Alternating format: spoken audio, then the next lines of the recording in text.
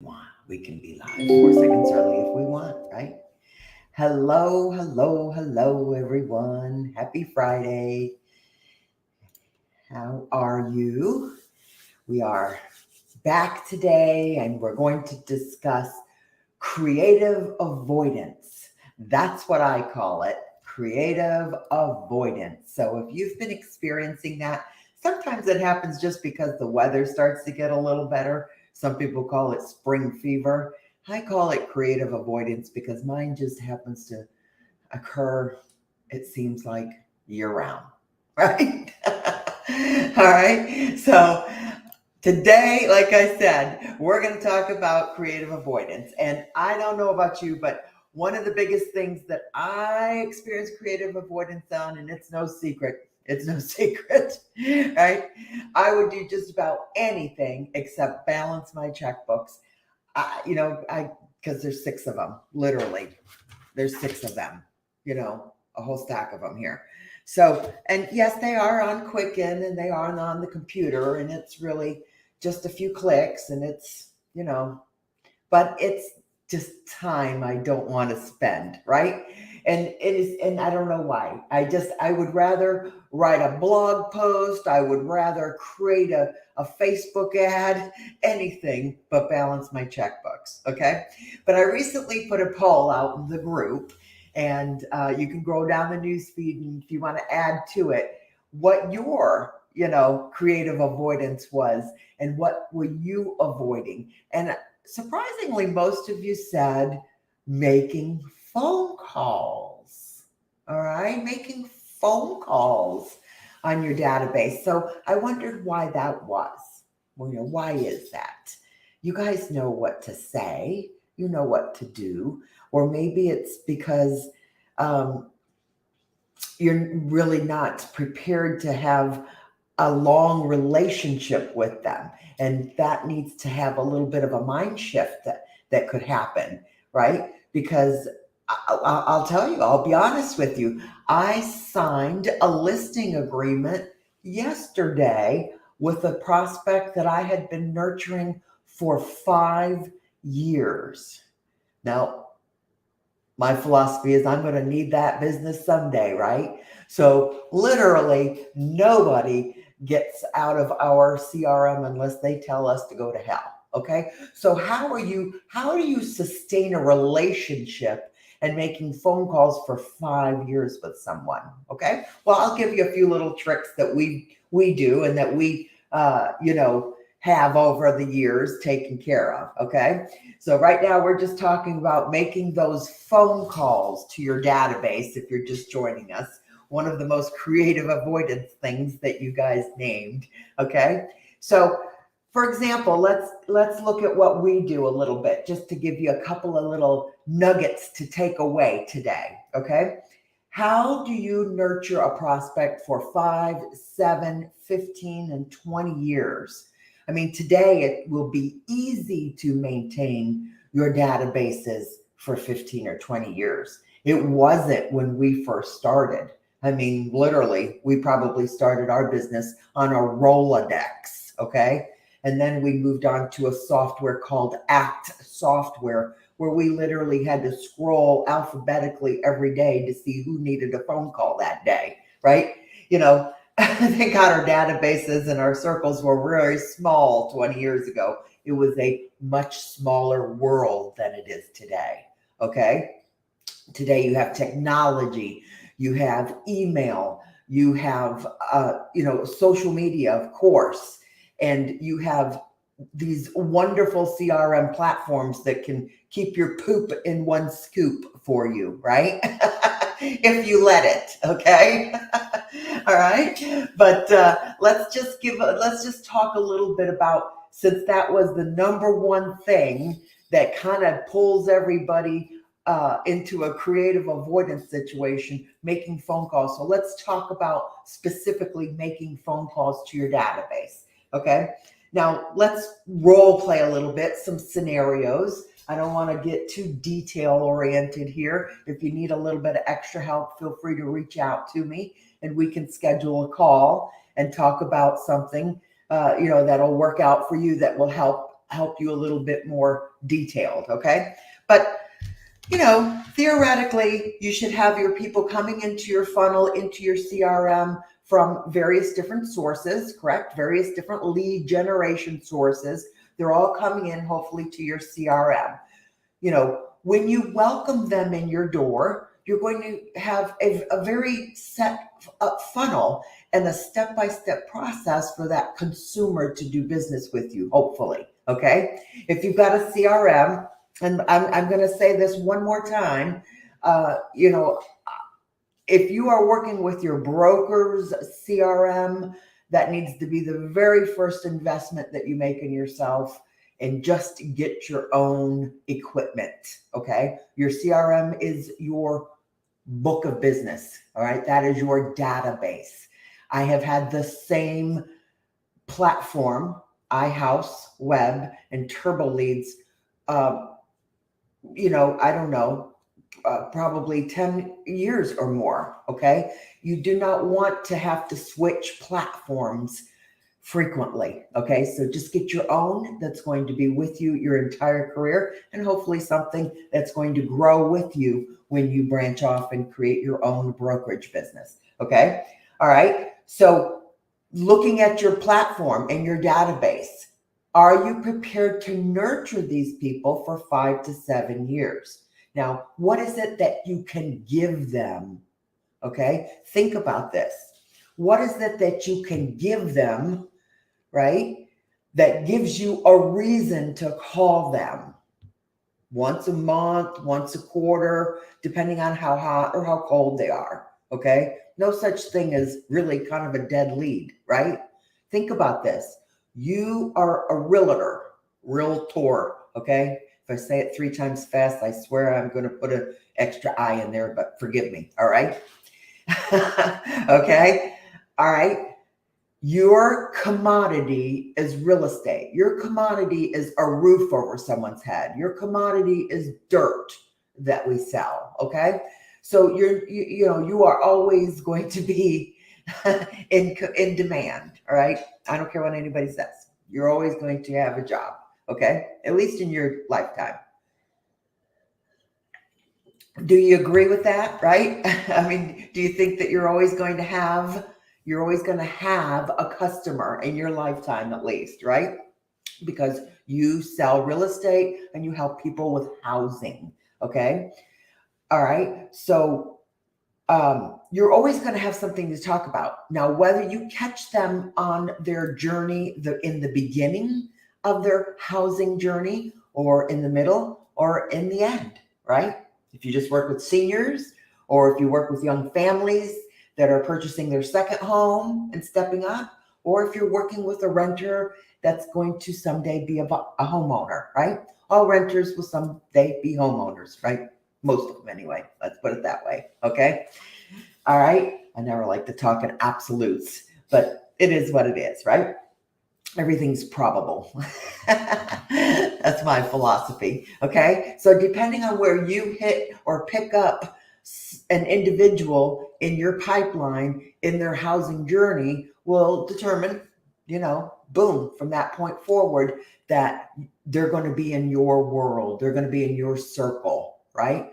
If they come into your website via your Facebook ad or your group, or networking, or Zillow, you're going to get them into your CRM, right? Whatever your lead sources are, it's all going to come into your buckets, into your website, into your CRM, theoretically. Okay. And then what do you want to do? You want to give them something. Okay. All right. The easiest thing that you can give them on a long-term basis is listings. Bum, bum, bum, bum. Okay. Now, if you are not setting up a saved search for each and every one of your listings that come in your door, that's the carrot that you're going to dangle in front of them.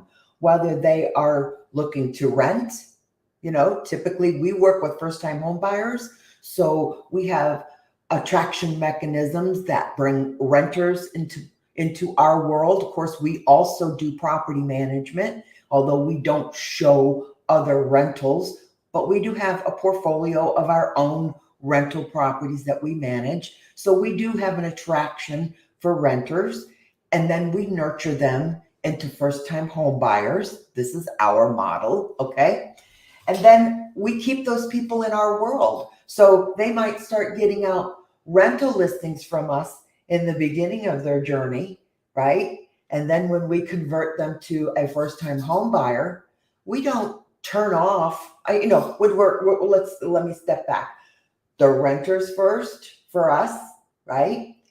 Yours is going to be different. Your pipeline might be different, but ours, they come in as renters. Then we give them rental listings, even though they're not our tenants, right? And we'll feed them rental listings until about 3 months after they're, settled in their new rental. Then we'll switch up that saved search for them and start feeding them dream homes, right? Because now we know that they're in a lease probably for a month.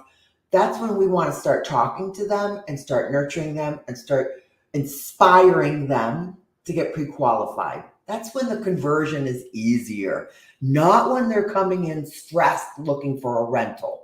Okay. All right. So you got to really kind of think one step ahead of your avatar. Okay. And if you want to discuss your avatar with me, we'll talk about this kind of a pipeline for your business too. Okay. But ours is functions like this. They come in and as renters, and typically they will rent something else, but they stay in our CRM, our social media world, our email list. They are nurtured. Then we will convert them to first-time home buyers. And then once they purchase their first home, we change the safe search in there, right? They don't stop getting listings from us. We we change that search to reflect a half a mile radius around their home, active, pending, and sold, around their home, right? Because everybody likes to know what's happening in their neighborhood, don't they? Right? So we keep our buyers plugged into us for the duration. You know what I mean? They'll continue to receive listings from us just around their neighborhood. And we'll continue to call upon them quarterly, monthly, you know what I'm saying? Whatever we feel, our communication level needs to be with them, but we're always asking for referrals and we're always asking them, is there anything we can do for you? Okay. So you've always got a reason to call your warm database. This is Julie with Prime Real Estate. We're just calling to make sure you got everything you need. Is there anything we can do for you? Do you need a referral for anything? How's the house? How's the house going? Is everything all right? Anything need to be fixed? Do you need a referral for a vendor or service personnel? Somebody trusted that I do business with? I've always got a reason to talk to them. Have you seen what's happening in your neighborhood with those sales, right? Because when I'm calling upon them, I can click on that and I can open that up and I can see what they're seeing, right? In their saved search and their emailed listings from my portal, from my CRM. And I've always got something to talk to them about. Okay. So you should feel very confident to pick up the phone. Now, let's think about this for 1 minute, right? Because when you're pounding out phones in your database, all right, hopefully you've got a list that you're so organized. If your CRM is squeaky clean, you've got a list to call every morning, right? Every morning. Nobody falls through the cracks. Everybody's got a call tag, right? Okay, so what do you get? Reality is you get 9 out of 10 times you're going to get possibly that voicemail, right? How scary is that? You got a 50-50 chance of getting the voicemail, don't you? You should have a voicemail speech already whipped out. You know what I mean? It's the same speech, a variation of it, but that voicemail should be easy to flow off your tongue and voop, you're done. How scary is that? How scary is that? All right. So boom, that's off your plate. If you're not scared anymore of getting a voicemail, what do you got? You got a conversation, right? You got a conversation. And the biggest mistake I feel like most salespeople make is they just don't listen. They just don't listen when you're having a conversation. You need to ask more questions and let the other person talk. 70% them, 30% you, and it's not a tennis match. It doesn't go back and forth. Just ask a question and listen. Okay? All right? So that shouldn't be so hard, right? All right. Let's see here. The next item on the list was a creative avoidance when you're creating Facebook ads. Well, I can't imagine that.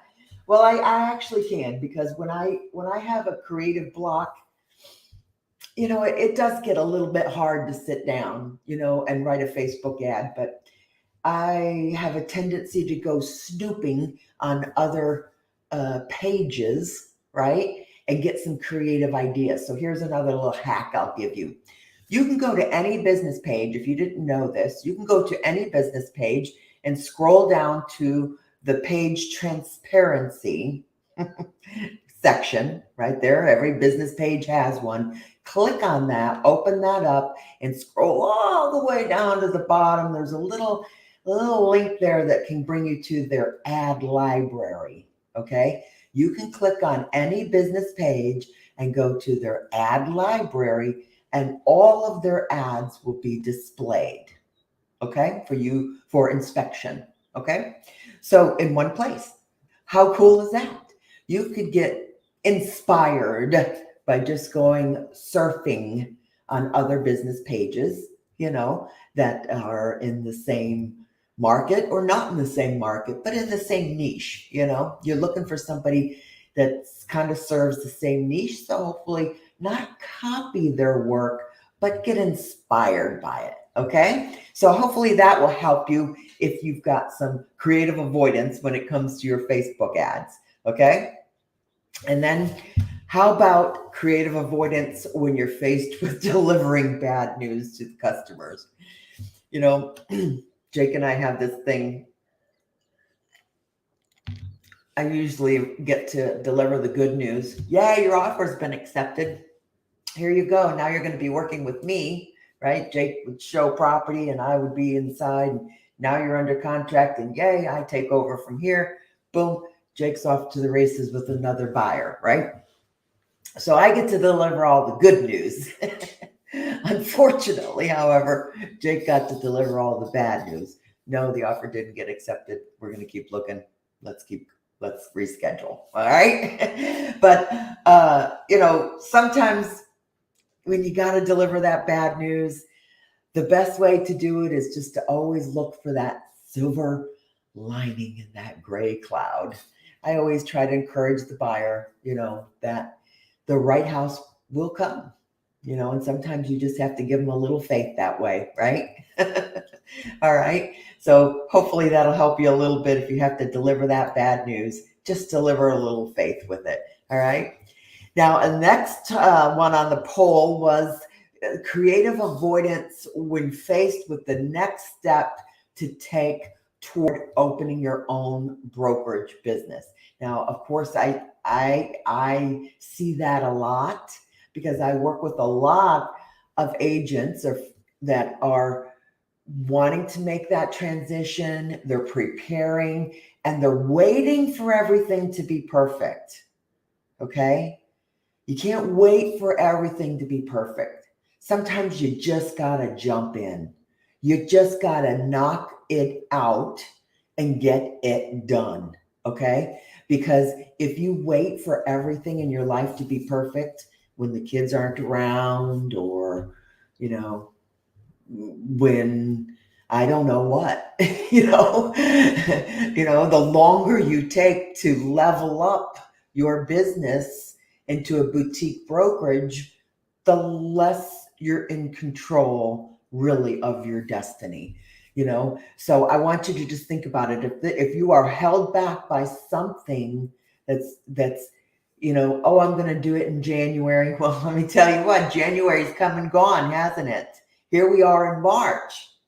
And if you still haven't gotten over that hump, give me a call. All right. That's what I do. I help agents make that transition, whether you still need to take your course, your broker course, and get your broker license. That's great. Let's start now. We can put your business foundation in place while you're studying for your broker test. Or maybe you've gotten your broker license and you're a broker associate and you just haven't made that leap yet. All right. That's just something that's been gnawing at you for the last year or so, hasn't it? Okay. You've got your license. Let's do something with it. Okay. So if you need help, let me know. Okay. And if you want to check out what I offer, there is the landing page, the website for the coaching program that I offer. It is a one-on-one coaching program that we meet once a week for 1 hour, just like this, and we drill down on you and your business. Okay. So if you feel like you'll benefit from something like that, a relationship like that, I guarantee I am the most accessible knowledge partner you'll ever do business with. Okay? That's what I guarantee. All right? So let me know if you have any questions. I'm going to let you go for today. I hope you got a few nuggets out of what I, rambled on about today. And hopefully you've got your CRM just as like a fine-tuned machine, right? That you've got a grip on each and every prospect in there, and each and every prospect has a saved search and a call tag scheduled. Okay. If you need help with that, let me know. All right. Have a good weekend. Bye-bye.